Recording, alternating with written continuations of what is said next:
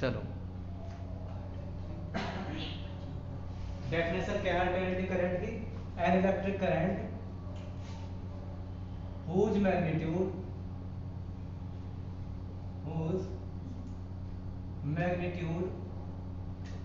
changes with time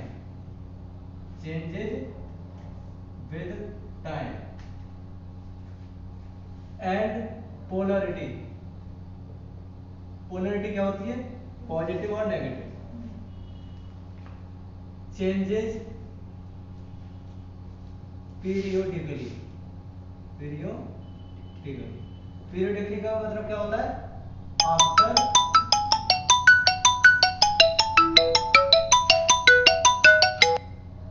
after regular interval of time, after regular interval of time. ठीक है, एक electric current जिसका magnitude change हो time के साथ और जिसकी पोलैरिटी पीरियडिकली चेंज हो after regular interval of time is called, हम उसको बोलते हैं alternating current.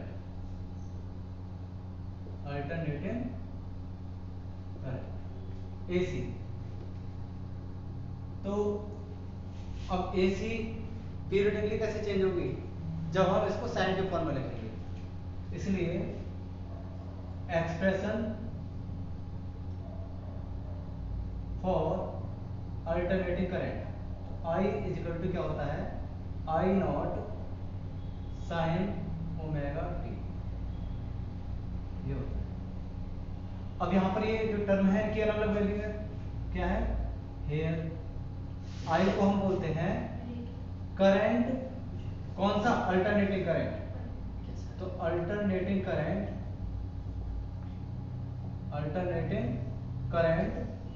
At any stand, यहां पर इसको ये बोलेंगे। आई नॉट क्या है? पीक वैल्यू होती है सबसे मैक्सिमम वैल्यू, पीक वैल्यू या मैक्सिमम वैल्यू। ठीक है, वैल्यू ऑफ अल्टरनेटिंग करंट। ठीक है, ओमेगा क्या है? Angular velocity. ठीक है, अच्छा, तो ओमेगा की वैल्यू क्या होती है? ओमेगा की वैल्यू होती है 2 पाई अपॉन टी, और 1 अपॉन टी फ्रीक्वेंसी होती है, तो 2 पाई न्यू। यहां पर टी क्या है? टी है टाइम पीरियड, और न्यू क्या है? ये है ड्राइविंग फ्रीक्वेंसी। ड्राइविंग फ्रीक्वेंसी क्या होती है? जिस फ्रीक्वेंसी से एसी चलती है। तो इंडिया में कितनी है ये फ्रीक्वेंसी? इंडिया में है 50 हर्ट्ज के अप्रोक्स। तो ये एक्सप्रेशन है alternating current. Expression for AC ये है। अच्छा, साइन का ग्राफ जानते हो? साइन का ग्राफ क्या होता है? साइन का ग्राफ होता है ये नॉर्मली, ये होता है। तो ये वाली वैल्यू क्या होती है? ये होती है +1, और ये वाली वैल्यू क्या होती है? -1। लेकिन इस ग्राफ में मल्टीप्लाई किसकी हो रही है? आई नॉट की। तो मतलब ये वैल्यू फिर चेंज हो जाएंगे। तो उस वक्त हम इस ग्राफ को कैसे रिप्रेजेंट करेंगे? ये टाइम। ठीक है,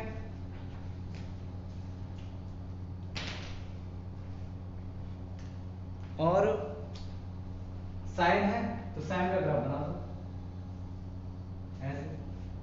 तो ये वाला जो टर्म है ऊपर मैक्सिमम वैल्यू, ये रिप्रेजेंट करेगी आई नॉट, इस वैल्यू को, और ये वाली वैल्यू क्या रिप्रेजेंट करेगी? ये रिप्रेजेंट करेगी -आई नॉट को, ये 0। तो ये हो गया एसी का ग्राफ, अल्टरनेटिंग करंट, ये करंट। अच्छा, अब बात आती है इसको रिप्रेजेंट करने की कि ये क्या है। तो देखो, यहां से लेके यहां तक ये है पॉजिटिव हाफ साइकिल, और यहां से यहां तक ये क्या है? Negative half cycle. अच्छा, आधा पोर्शन ये, आधा पोर्शन ये, तो टोटल टाइम पीरियड कितना होता है? टी। मतलब टोटल 1 कंप्लीट रिवॉल्यूशन पूरा करने के लिए कितना टाइम लगा? तो वो टाइम पीरियड कितना हो गया? Capital T. तो इसका आधा कितना हो जाएगा यहां पर? टी/2। इसका आधा कितना हो जाएगा? टी/4। और इन दोनों के बीच में ये कितना हो जाएगा 3t/4 4। ठीक है, ये होगा ये टाइम पीरियड का रिस्पेक्ट।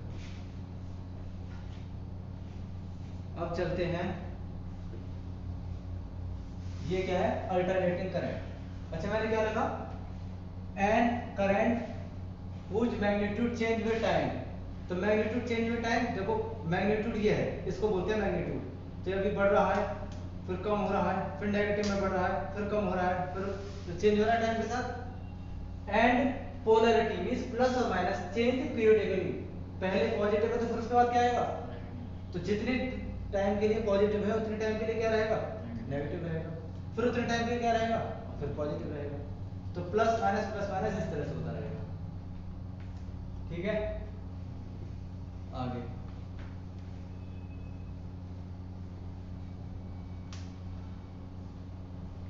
अब एसी अगर कहीं फ्लो करेगा तो वहां पर अल्टरनेटिव वोल्टेज भी होगा। सिंस आप जानते हो वोल्टेज इक्वल टू क्या होता है, V equal to I into R. तो आई आर किस में मल्टीप्लाई हो जाए तो अल्टरनेटिव वोल्टेज हो जाएंगे। तो इसलिए अल्टरनेटिंग वोल्टेज आ रहा है, alternating voltage V equal to क्या हो जाएगा, V naught sine omega t. V naught क्या है, मैक्सिमम वैल्यू या peak value of alternating voltage, और V क्या है इंस्टेंटेनियस वैल्यू, कोई भी वैल्यू इंस्टेंटेनियस वैल्यू।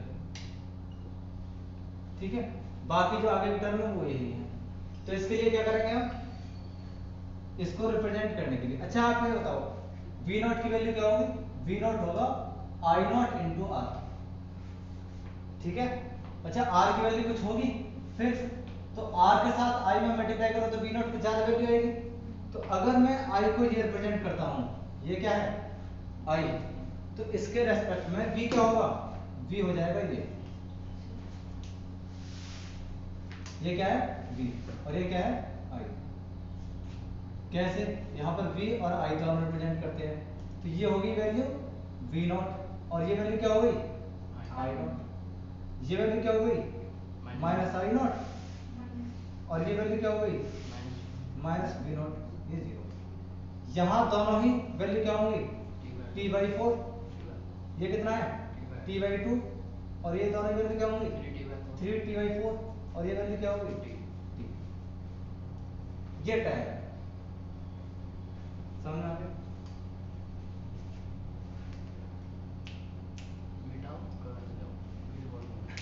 ठीक है, चलो हो गया ये।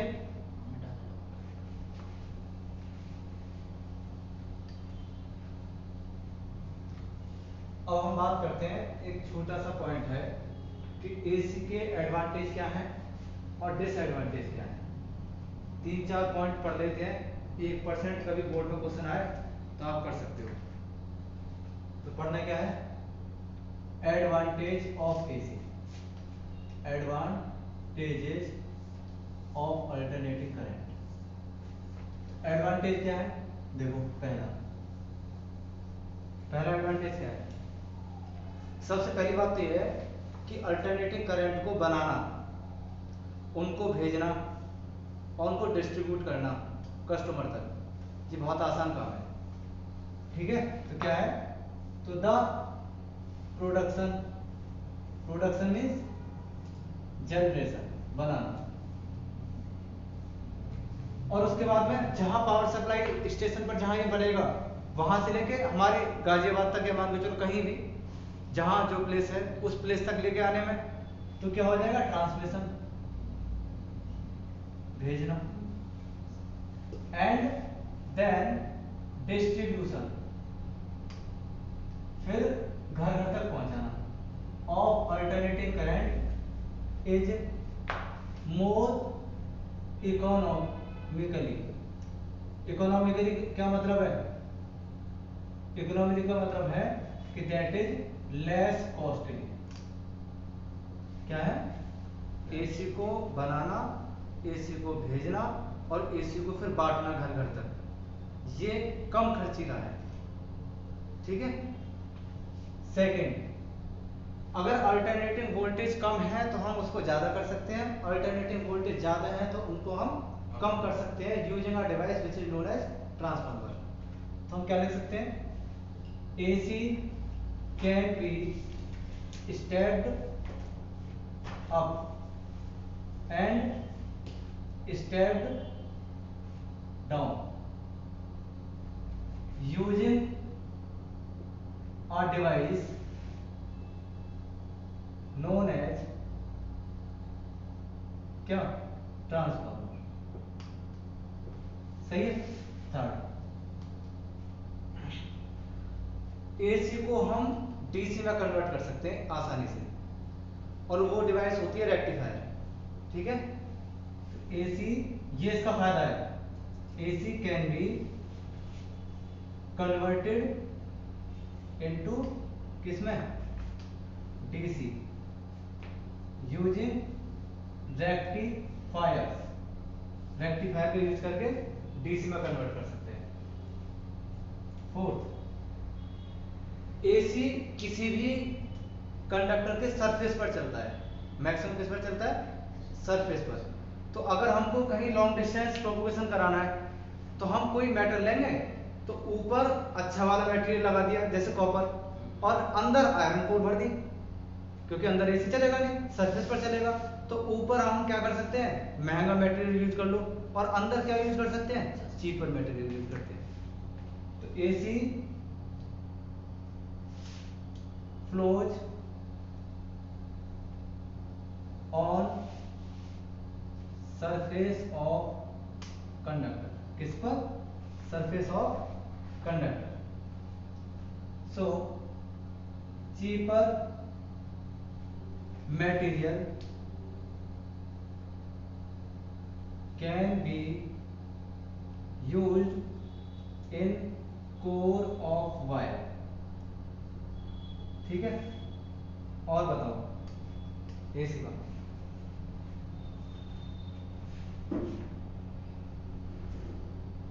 एसी का और कोई फायदा?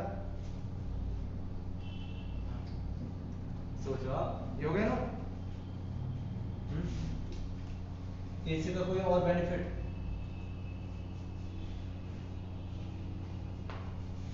एसी को डीसी में कन्वर्ट कर दिया, स्टेप अप और स्टेप डाउन भी कर दिया, इसको बनाना भी आसान होता है।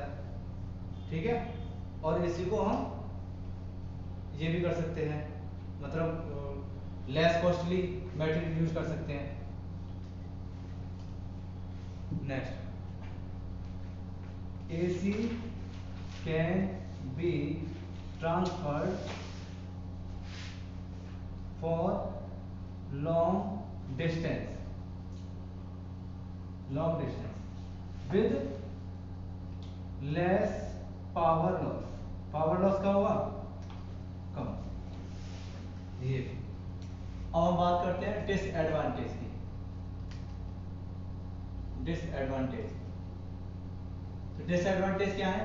पहला, AC is more dangerous than DC. DC से क्या है? ज्यादा डेंजरस है। सेकंड, एसी को हम इलेक्ट्रोलाइसिस प्रोसेस में यूज नहीं कर सकते। जैसे केमिस्ट्री लैब में आप इलेक्ट्रोकेमिकल सेल यूज करते हैं, तो वहां पर आप डीसी वोल्टेज ही यूज करेंगे कोई भी रिएक्शन करने के लिए। या डिफरेंट आपके एक्सपेरिमेंट हैं, पोटेंशियोमीटर हुआ, मीटर ब्रिज हुआ, और भी कई सारे हैं, तो मैक्सिमम उसमें क्या यूज करते हैं? ईएमएफ मेजर करने के लिए सेल को यूज करते हैं, डीसी। वहां पर एसी यूज नहीं हो पाता। तो एसी और भी है, जैसे इलेक्ट्रोप्लेटिंग हुआ, है ना, तो इस तरह के उसमें एसी यूज नहीं होता। तो AC can not be use in, किसमें यूज नहीं कर सकते एसी को? इन इलेक्ट्रोलाइसिस प्रोसेस, जैसे इलेक्ट्रोप्लेटिंग। इसमें यूज नहीं कर सकते। और एसी किसी भी कंडक्टर के सरफेस पर चलता है, तो मतलब यूनिफॉर्मली डिस्ट्रीब्यूशन नहीं होता, तो इसको बोलते हैं हम स्किन इफेक्ट। क्या बोलेंगे? Skin effect. स्किन इफेक्ट क्या होता है? AC flows only on surface of conductor, that is not uniformly distributed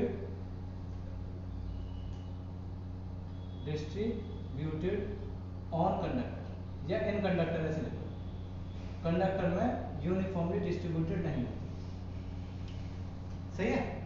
ये 2-3 डिसएडवांटेज हो गए। हो गया?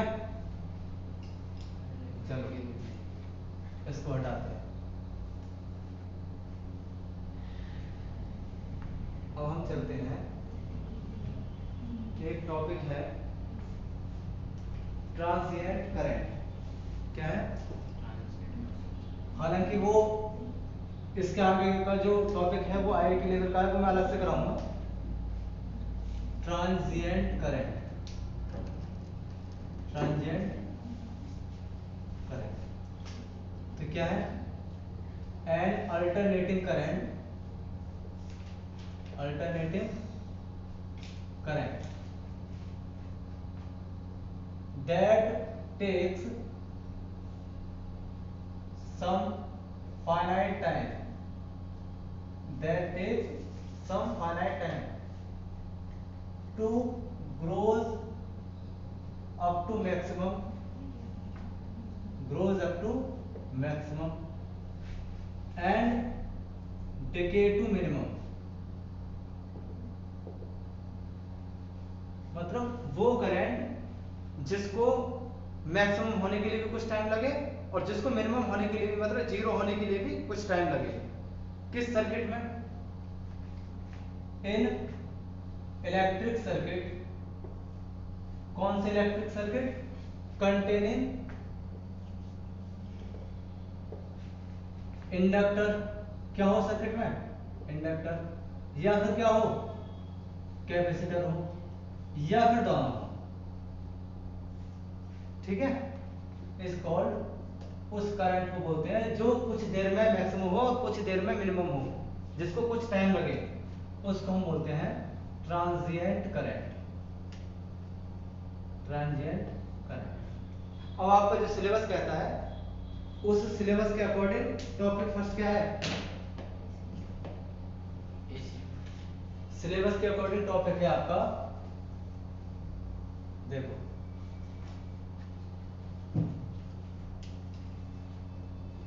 मीन या average value of alternating current. AC की मीन और एवरेज वैल्यू क्या होती है? पहले डेफिनेशन देख लो, फिर लिख लो। खुशी, ऋतिक, खुशी, आयुष, आवाज आ रही है आपको? आयुष पाठक,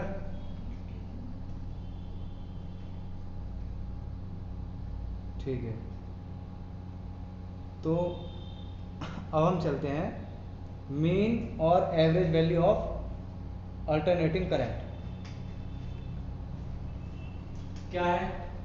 पहले डेफिनेशन देखो, कैसे रिप्रेजेंट करेंगे? आई एवरेज, एवरेज वैल्यू, तो I average is defined as the alternating current, alternating current which send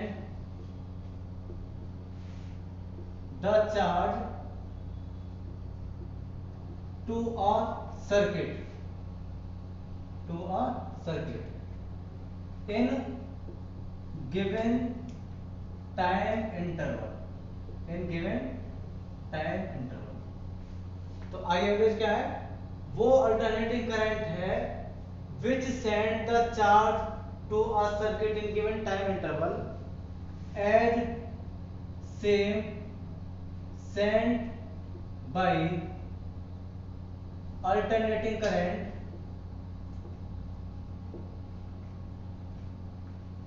या फिर अल्टरनेटिंग करंट भी यहां पर लिख लो आप इलेक्ट्रिक करंट, ठीक है, क्योंकि यहां पर अल्टरनेटिंग करंट लिखना है।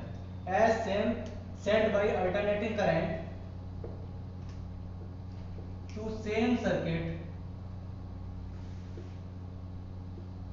इन इट्स हाफ साइकिल। कितने? Half cycle.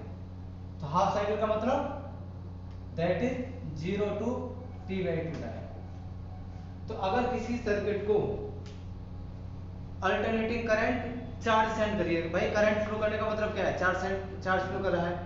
तो अल्टरनेटिंग करंट ने अपनी आधी साइकिल में किसी भी सर्किट को कितना चार्ज दिया, अगर उतना ही सेम चार्ज कोई और करंट दे दे तो वो करंट उस अल्टरनेटिंग करंट की एवरेज वैल्यू कहलाएगी। जैसे कि अल्टरनेटिंग करंट है, ये दूसरा क्या है?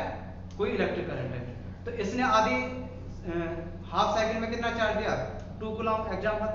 अगर कोई दूसरा करंट 2 कूलम चार्ज दे रहा है तो वो करंट क्या है? इसकी एवरेज वैल्यू के बराबर हो गया। तो एवरेज वैल्यू क्या है?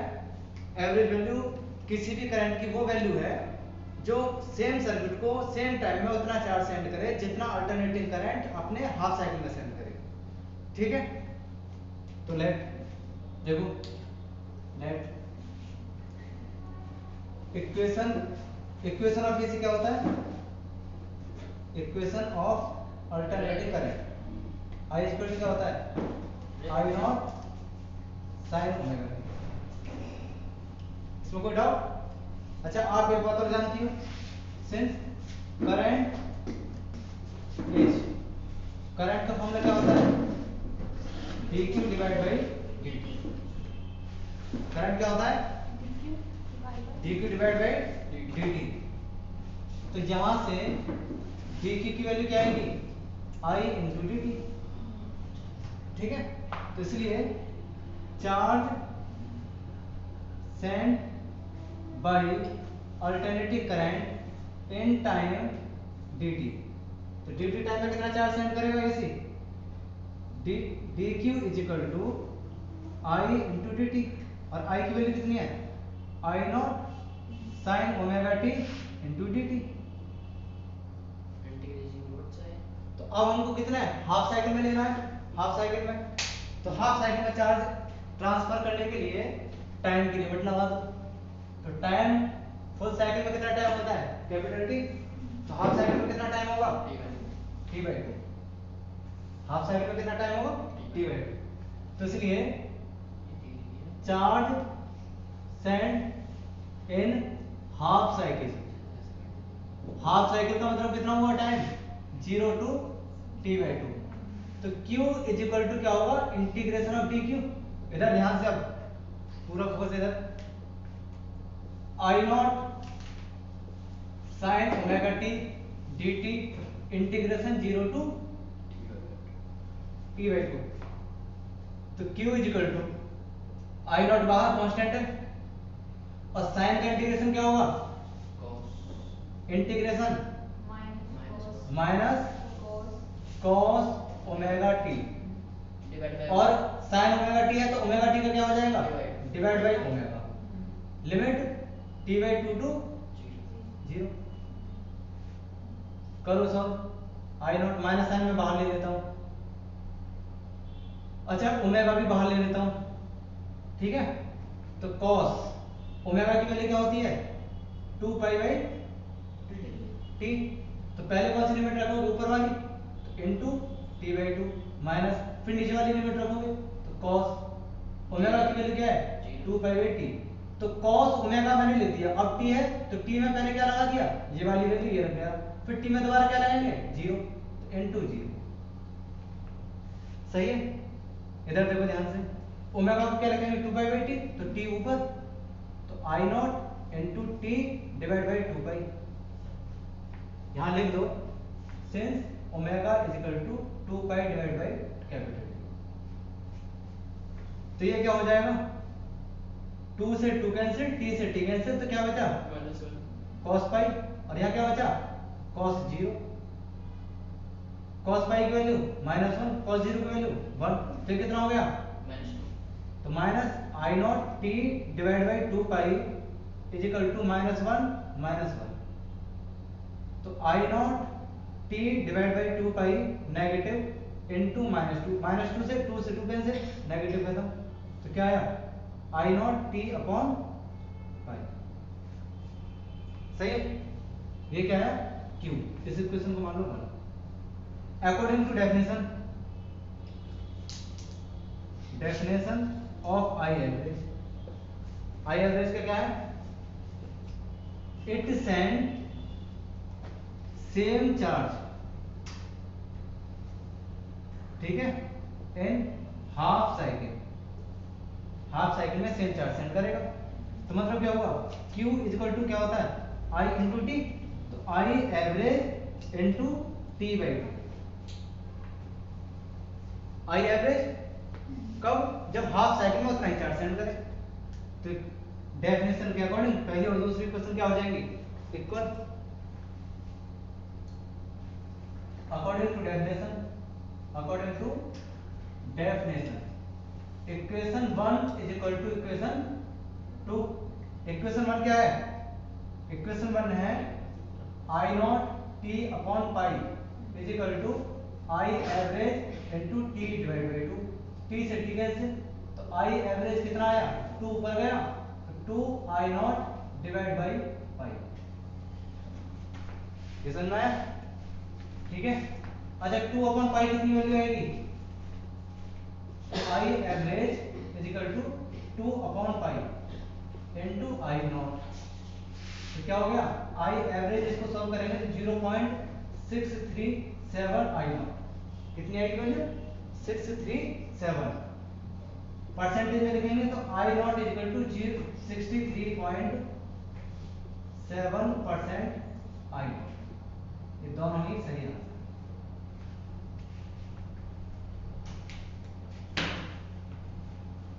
ठीक है, ये हुआ।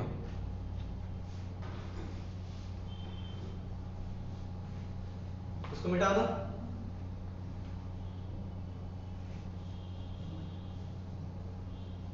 तो यहां से हम दूसरी डेफिनेशन निकाल सकते हैं।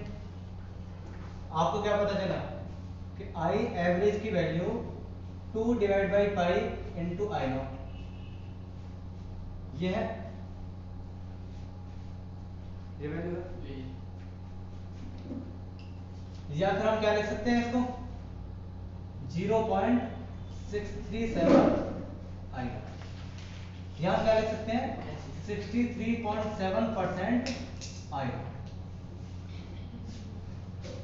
ये हो गया। तो यहां से और करके एक और डेफिनेशन बन जाएगी,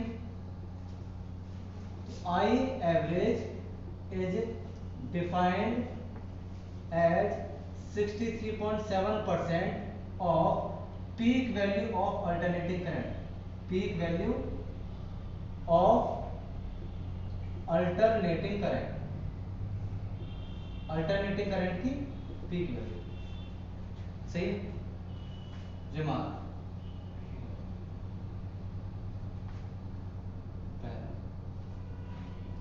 for positive half cycle, positive half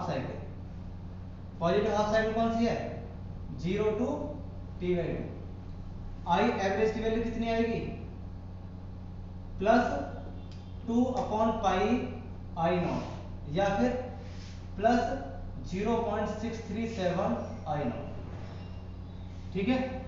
for negative half cycle, अब नेगेटिव हाफ साइकिल में चार्ज नेगेटिव हो जाएगा तो नेगेटिव वैल्यू आएगी, नेगेटिव हाफ साइकिल का मतलब t/2 टू t, तो आई एवरेज की वैल्यू कितनी आएगी -2 upon pi I naught means -0.637 I naught. तो for complete cycle, for complete cycle, complete cycle का मतलब 0 टू t, आई एवरेज कितना हो जाएगा plus 637 I not minus 637 I naught. तो आई एवरेज की वैल्यू ओवर कंप्लीट साइकिल कितनी होती है, ठीक है, alternating current for half cycle, तो इसलिए यहां पर लिख दिया कंप्लीट साइकिल के लिए एसी की वैल्यू कितनी होती है, अल्टरनेटिंग करंट की एवरेज वैल्यू 0, कंप्लीट साइकिल के लिए एवरेज वैल्यू 0 और हाफ साइकिल के लिए वैल्यू ये आ गया समझ में, बता दो, ठीक है।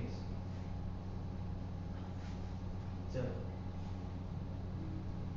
अब हम बात करते हैं, अब वोल्टेज और करंट दोनों साथ साथ चलते हैं।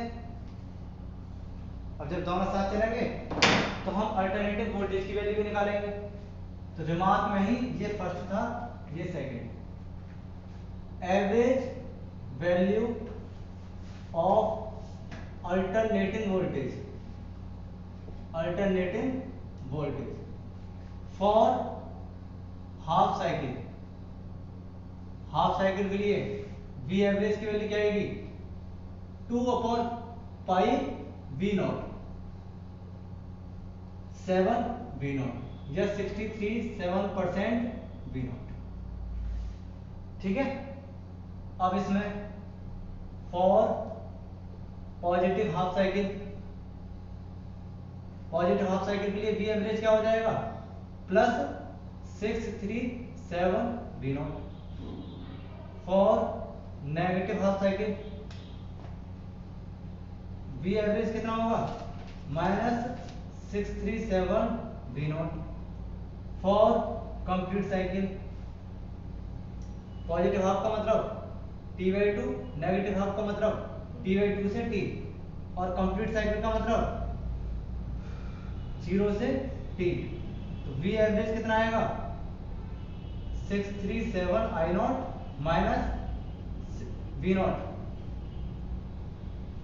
और 637 वी नॉट कितना आ जाएगा 0। तो कंप्लीट साइकिल के लिए अल्टरनेटिव वोल्टेज कितना होगा 0।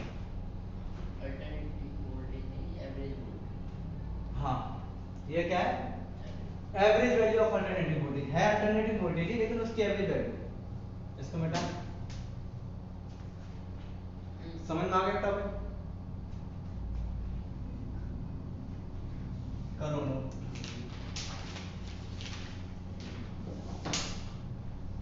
लाइन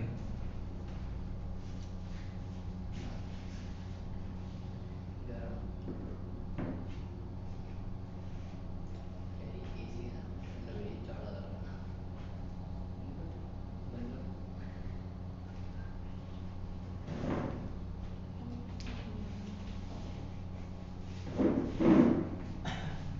अब इधर इधर देखो, अब नेक्स्ट टॉपिक क्या है,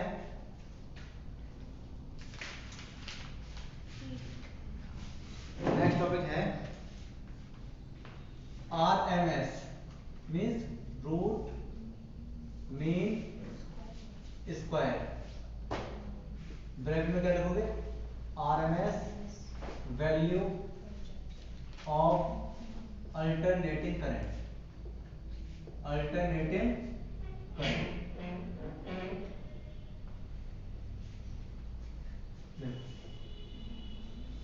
पहले डेफिनेशन देखें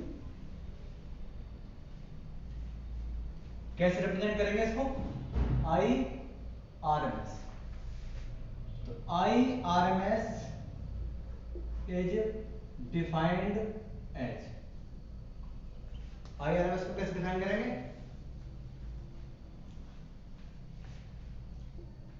the value of a steady current, steady current, steady means constant current which produces, which produce same amount of heat energy, same amount of heat energy और हीट एनर्जी क्या होता है H equal to I square R t which produces same amount of heat energy in a circuit या circuit की जगह अच्छा क्या रहेगा कंडक्टर ले लो in given time as produced by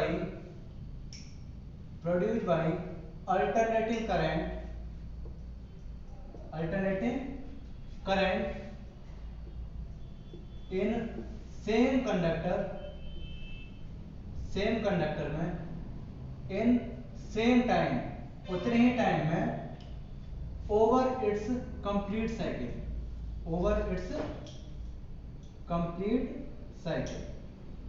complete cycle का मतलब 0 से t।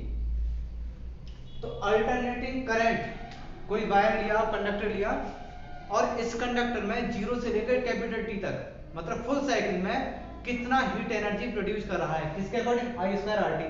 कोई कंडक्टर है तो टाइम लगेगा करंट फ्लो करने के लिए रेजिस्टेंस भी होगा इसका और इसमें करंट भी फ्लो कर रहा है तो हीट एनर्जी होगी। तो फुल साइकिल में कितनी हीट एनर्जी बन रही है अगर उतनी ही हीट एनर्जी सेम टाइम में कोई दूसरा स्टेडी करंट बना दे तो वो करंट कहलाता है उसकी रूट मीन स्क्वायर वैल्यू। ठीक है इसको मिटा दो। देखो तो हम क्या करते हैं let I current flows in a conductor किसी कंडक्टर में ऑफ रेजिस्टेंस। अच्छा यहां पर क्या लिख लेना यहां आप लिख लेना expression for I R M S यहां लिख लेना expression for I R M S. ठीक है तो लेट कौन सा current I current flows in a conductor of resistance उस कंडक्टर का रेजिस्टेंस कितना है capital R for dt time कितने के लिए dt टाइम के लिए। तो हीट एनर्जी बनेगी तो then heat energy produced bracket में लिख दो according to Joule's law of heating. तो कितनी हीट एनर्जी बनेगी BH और वो क्या होगी आई स्क्वायर आर क्योंकि करंट सेम रेजिस्टेंस सेम लेकिन टाइम स्मॉल लिया। ठीक है सिंस अल्टरनेटिंग करंट क्या होता है alternating current I equal to क्या होता है I naught sine omega t यहां रख दो। ठीक है तो डी एच इक्वल टू क्या हो जाएगा इसलिए आई नॉट स्क्वायर इसका होल स्क्वायर तो I naught square sine square omega t into capital R into d t. ठीक है हमको कितना निकालना है फुल साइकिल में तो heat produced in conductor over full cycle तो heat produced in conductor over full cycle का मतलब क्या हुआ 0 से t तो क्या होगा h और h क्या होगा इंटीग्रेशन 0 से t dh।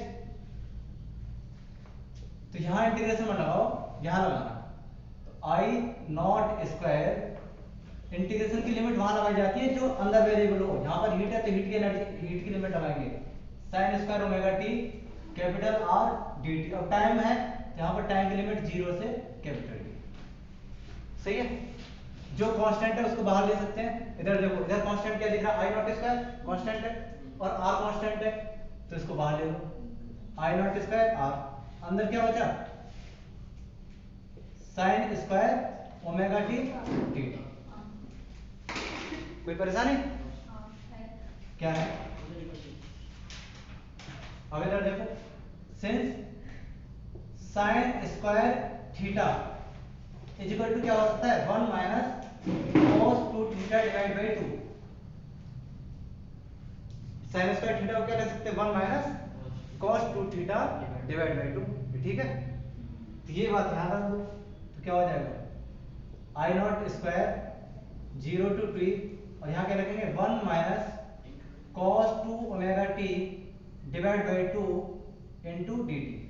इसको ब्रैकेट में लिख देना अलग साइड में।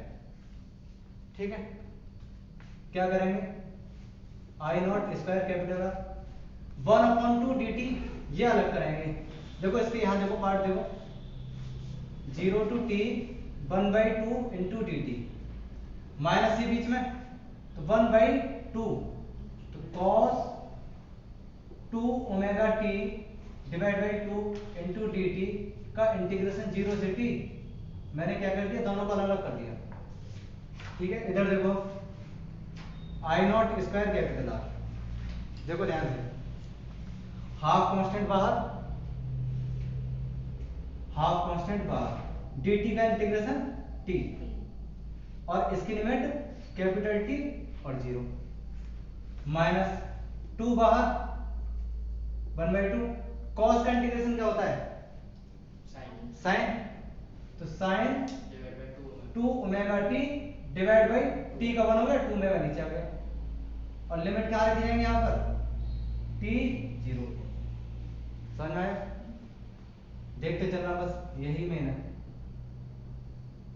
जब ये लिमिट लगाएंगे तो कैपिटल T माइनस 0 होगा, तो T बचेगा, तो मैं इसको क्या लिखूं T डिवाइड बाई 2। ठीक है, इधर देखो 2 ओमेगा इधर ले आया तो कितना हो जाएगा 1 अपॉन 4 ओमेगा। अब इसकी लिमिट रखो तो sin 2 into omega 2 pi capital T, इधर देखो 2 ओमेगा टी है तो 2 पहले लिख दिया, ओमेगा की जगह क्या रख दिया 2 पाई बाई टी, और स्मॉल टी की जगह पहले क्या रखेंगे कैपिटल टी, तो ये वाली लिमिट पहले यहां रखेंगे, माइनस फिर एज इट इज बता दो sin 2 into 2 pi by T, और फिर ये वाली 0 वाली लिमिट 0 है तो 0 रखो तो इंटू 0। सही है, तो I naught square capital R t divide by 2 minus 1 upon 4 omega, t से t कैंसिल, क्या बचा ये sin 4 पाई, यहाँ क्या 0 की मल्टीप्लाई हुई तो क्या हो गया sin 0। आप बताओ sin 4 पाई की वैल्यू क्या होती है 0, sin 4 पाई 0, आप इधर लिख लो कहीं sin में n पाई क्या देगा 0, तो ये हो गया 0, और sin 0 भी 0 होता है तो 0 माइनस 0 और मल्टीप्लाई कुछ भी पूरा 0, तो क्या बचा ये, तो I naught square capital R t divide by 2, ये क्या है h। इक्वेशन मैंने डाल दी फर्स्ट। ठीक है, अच्छा डेफिनेशन क्या कहती है कि अगर कोई दूसरा करंट उतने ही टाइम में t टाइम में सेम रेजिस्टेंस हो, सेम कंडक्टर में same amount of heat produce करे, तो करंट क्या हो जाएगा आई एवरेज। ठीक है, तो according to definition, according to definition क्या है स्टेडी करंट जो भी होगा is I average, I average हो जाएगा वो कब, if it produce same heat in same time, कितने टाइम में same time, in same conductor, उसी कंडक्टर में उतने ही टाइम में सेम हीट प्रोड्यूस करे, तो means H is equal to क्या हो जाएगा, करंट की जगह क्या रखेंगे आई एवरेज स्क्वायर, और हीट एनर्जी का formula I square R T, तो करंट की जगह ये रख दिया आर इंटू कैपिटल टी। ये क्वेश्चन होगी 2। ठीक है, पूरा आ रहा है, ठीक है, इसको मिटाओ, चल रहा है बंद, इसको मिटाओ,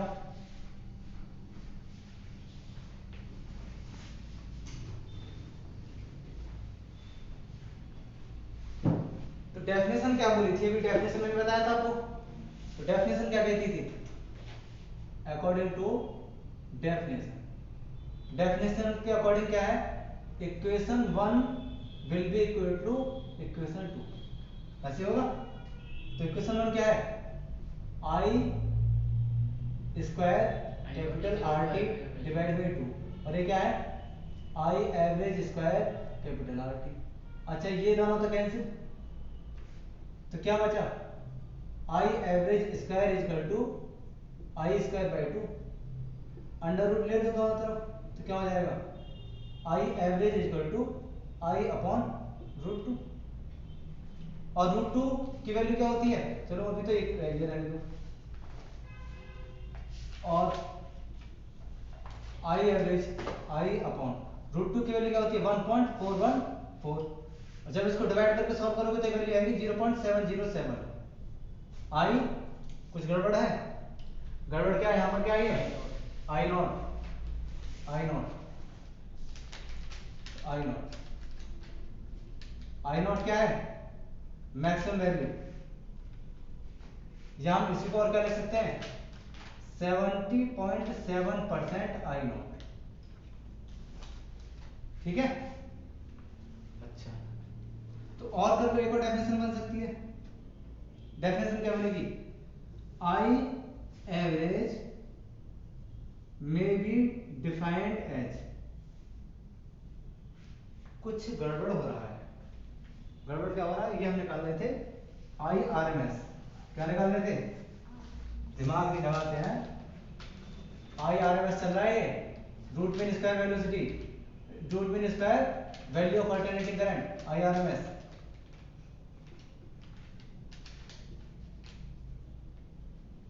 are M S,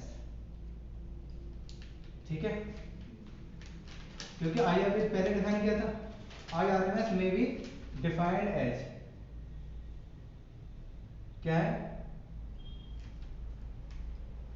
70.7% of peak value of AC, peak value of alternating current, ठीक है, over it's full cycle, full cycle का मतलब 0 से t, 0 से t के लिए जितनी भी मैक्सिमम वैल्यू होगी peak value of AC, peak value क्या है आई नॉट, उसका 70.7% वैल्यू क्या कहलाएगी, आई आर एस।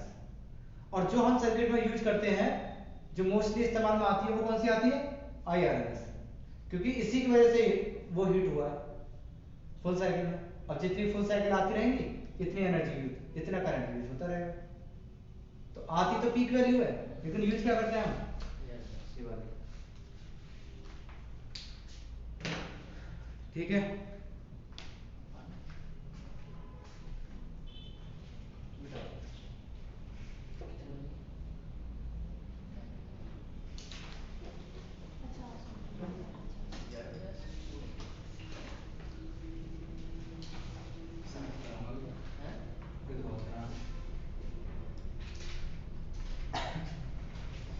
ठीक है, इसको मिटा दूं, चलो ये हो गया।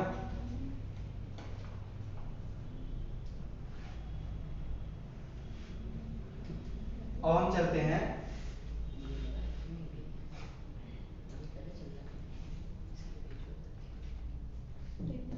अगर हम आरएमएस वैल्यू निकालें अल्टरनेटिंग वोल्टेज की, तब स्टार बनाएंगे, RMS value of alternating voltage, alternating voltage, तो आई आरएमएस क्या होगा, आप जानते हो, वी आरएमएस क्या होगा, कैपिटल आर इंटू आई आरएमएस, इतना, तो क्या हो जाएगा वी आरएमएस, तो वी आरएमएस में क्या वैल्यू आ जाएगी, आई आरएमएस की वैल्यू क्या है,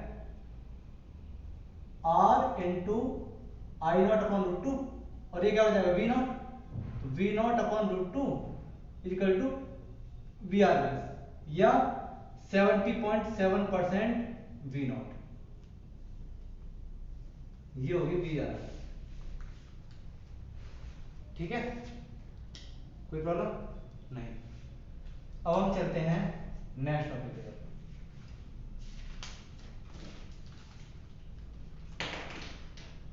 नेक्स्ट टॉपिक क्या है? Phasor and phasor diagram. तो सबसे पहला पॉइंट क्या आता है? फेजर। फेजर क्या है? थोड़ी देर में समझ में आ जाएगा, पहले मैं डेफिनेशन लिख के बताता हूं आपको, फिर समझाता हूं। तो फेजर क्या है? अ rotating vector.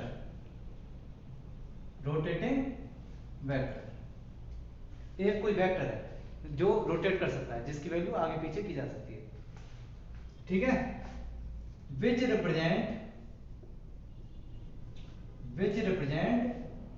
A physical quantity. जो क्या रिप्रेजेंट करेगा? एक फिजिकल क्वांटिटी। और वो फिजिकल क्वांटिटी कैसी होनी चाहिए? वो फिजिकल क्वांटिटी होनी चाहिए साइन के अकॉर्डिंग वेरी करने वाली। मतलब कभी ज्यादा हो, फिर कम हो, फिर नेगेटिव हो, फिर कम ज्यादा, इस तरह से हो, हाँ? तो अ rotating vector which represent a physical quantity, वो चाहे करंट हो, चाहे वोल्टेज हो, या आपका जो मन करे वो फिजिकल क्वांटिटी हो, उसको रिप्रेजेंट करेगा। लेकिन कंडीशन क्या है? That varies sinusoidally with time, ठीक है? तो उस रोटेटिंग वेक्टर को बोलते हैं, इज कॉल्ड फेजर। उसको क्या बोलेंगे? फेजर। एग्जांपल के तौर पे अल्टरनेटिंग वोल्टेज को क्या लिखते हैं? Alternating voltage.